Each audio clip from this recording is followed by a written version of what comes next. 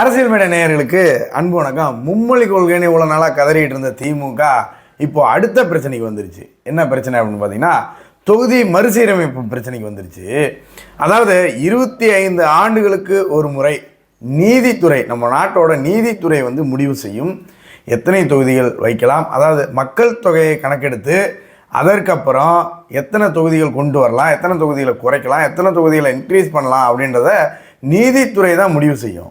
आजकल देश में अगले डिलिमिटेशन की चर्चा हो रही है. आपको मालूम है 25 साल के बाद पार्लियामेंट की सीटें कितनी होगी, कौन सी क्या होगी, इसका निर्णय जुडिशरी करती है.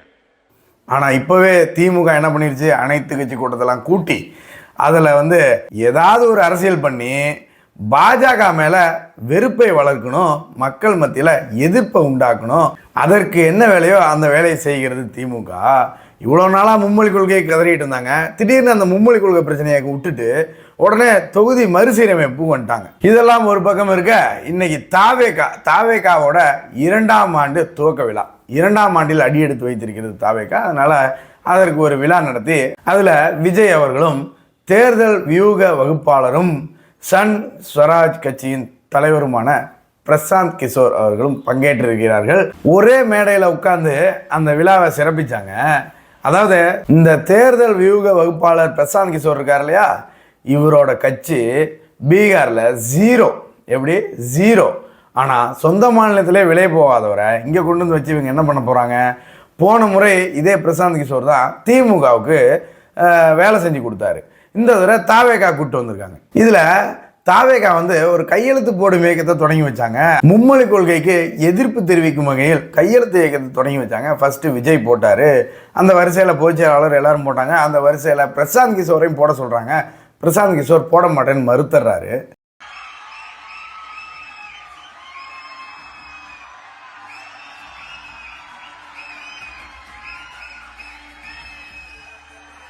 நம்முடைய தலைவரை தொடர்ந்து தலைமை கழக நிர்வாகிகள். அதுக்கப்புறம் விஜய் பேசினார் பாருங்க. விஜயோட ஸ்பீச் அப்படியே சினிமா படம் பார்த்த மாதிரியே இருந்ததுங்க. அதுல ஒரு விஷயத்தை மட்டும் அவர் கிளாரிஃபை பண்ணா நல்லா இருக்கும்னு பாக்குறேன். என்ன விஷயம் அப்படின்னு பாத்தீங்கன்னா, இந்த தமிழ்நாட்டில் இவ்வளோ விஷயம் நடந்து கொண்டு இருக்கிறது, இவ்வளோ சீரியஸான மேட்ரு போயிட்டு இருக்கு, ஆனா பாஜகவும் திமுகவும் ஹேஷ்டேக் போட்டு விளையாடிட்டு இருக்காங்க அப்படின்னு சொல்லியிருக்காரு. 2 பேரும் பேசி வச்சுக்கிட்டு இந்த செட்டிங்லாம் பண்ணி வச்சுக்கிட்டு மாற்றி மாற்றி சோஷியல் மீடியாவில் ஹேஷ்டாக் போட்டு விளையாட்டுருக்கிறாங்க.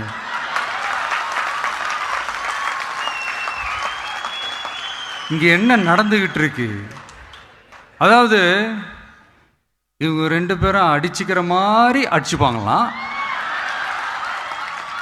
அதை நாங்கள் நம்பணுமா? மக்கள் நம்பணுமா? What bro, it's very wrong bro.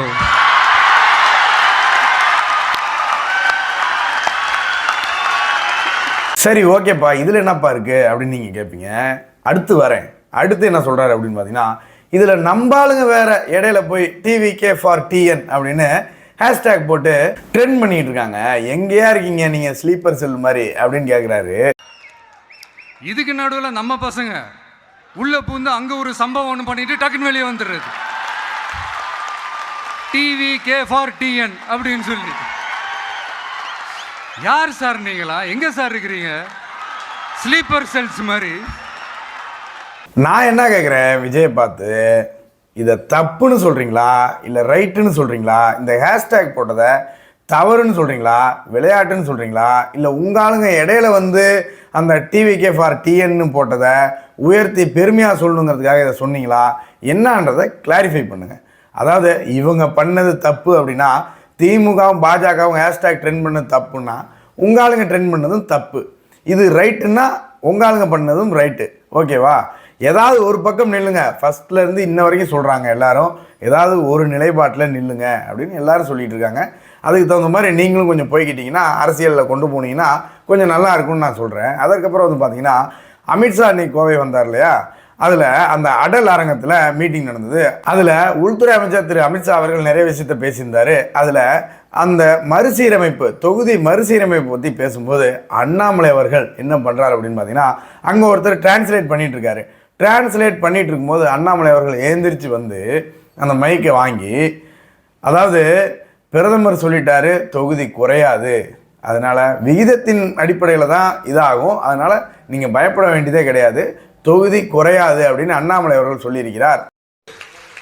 புரோரேட்டா பேசிஸ்ல அவங்க மக்கள் தொகை அடிப்படை மட்டுமல்ல, மற்ற புரோரேட்டா அடிப்படையில் அந்த சீட்டுகள் அதிகமாகும்.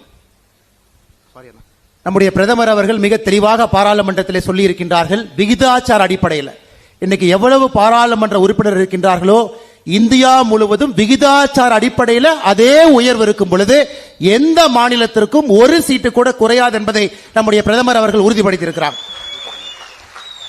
ஆனால் ஒன்று, திமுகவோட இந்த தேர்தல் வியூகம் வந்து எடுபடலை. இந்த தடவை பாஜகவோட எதிர்ப்பை வச்சு பூச்சாண்டி காட்டிக்கிட்டு இருந்தாங்கள, மக்கள் எல்லாரும் நல்லாவே புரிஞ்சுக்கிட்டாங்க.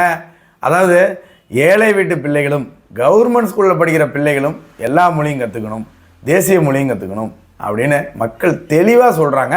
அதனால் இந்த முறை மக்களை ஏமாத்துகிற வேலையெல்லாம் நடக்கவே நடக்காது அப்படின்றத நான் இந்த இடத்துல சொல்லி இந்த வீடியோ முடிச்சுக்கிறேன். மீண்டும் அடுத்த வீடியோவில் சந்திப்போம். நன்றி, வணக்கம், ஜெய்ஹிந்த்.